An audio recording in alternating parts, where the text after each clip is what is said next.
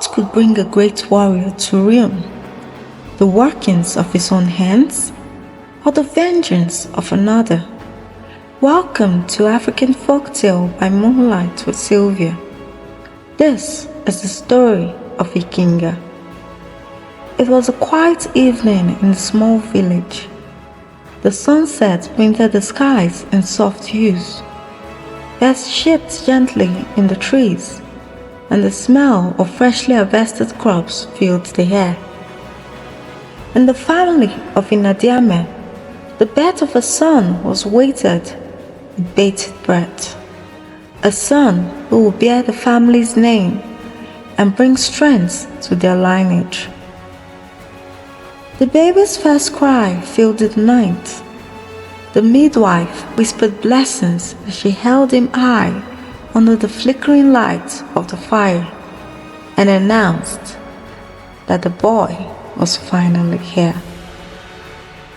His father, a man known for his quiet strength, rushed in. He held onto his child and declared proudly, "This is the man after me. He shall be named Nkinga." From that day on, Nkinga was treated not just as a son, but as an heir to his father's legacy. In the Nkinga's household, tension was ever present, not only among the siblings, but also between Nkinga's two wives. Nkinga carried himself with an air of entitlement, fully aware that his every whim would be fulfilled. His father, proud of his first son, indulged him without question.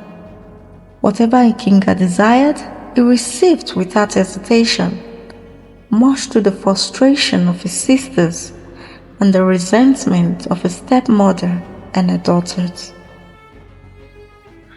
Nkinga's mother, ever so boastful, would laugh and taunt the co-wife with the song, "The son is my pride, the girls are your lot." She had warned her daughter's family as well.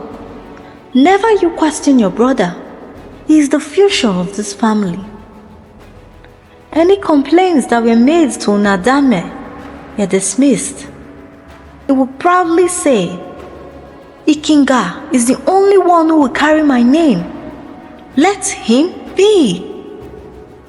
Nkinga grew up with an unwavering belief in his own superiority. By the time he had lived through 20 harvests, he carried himself with the confidence of a man twice his age.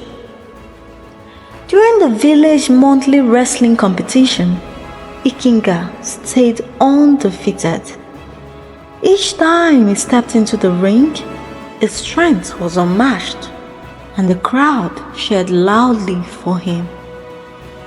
He enjoyed the attention, feeling like the village's greatest champion.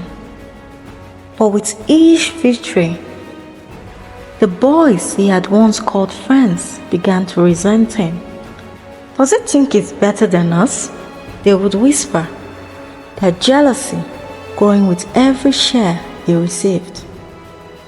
What had once been friendship turned into quiet anger, building up as Nkinga's success continued. The king, hearing of Nkinga's conquest, selected him to join the elite warriors of the village. With each mission, he returned victorious, his name spoken with admiration across the land. "Nkinga! Nkinga!" the villagers would chant. Impressed by his success, the king rewarded Nkinga generously. At feast, the finest cooks were summoned to prepare meals for the warriors, and the king always ensured Nkinga's plate was filled. As Nkinga basked in these rewards, his fellow warriors began to whisper among themselves. Nkinga's arrogance deepened. He began to believe he was untouchable, above the rules that governed ordinary men. He demanded the best, took what he wanted, and laughed at anyone who dared to challenge him. One fateful day, everything changed. Nkinga's younger sister was returning from the stream. She carried a heavy pot on her head, her thoughts preoccupied with her brother's return. She knew he would have arrived by now and, as usual, would demand a lot prepared in his honor. But as she approached the compound, the sight that greeted her stopped her in her tracks. There, lying in the center of the hut, was Nkinga, but not as a proud warrior she knew. His hands, his legs, and face were swollen. He was still breathing, but his eyes were glazed, and he could not speak a word. She dropped the pot with a large crash and screamed, "Hey! Hey! Help me! Help!" Her cries echoed, and passers-by rushed to the scene.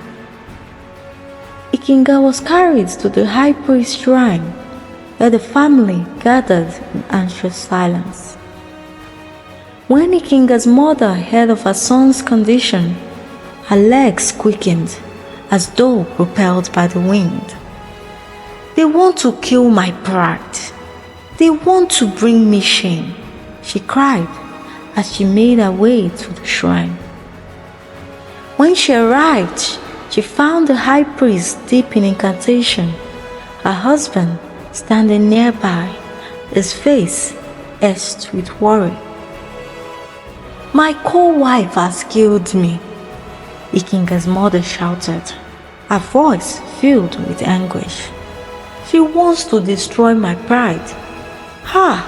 People are wicked," she said again. The high priest raised his hand, silencing her.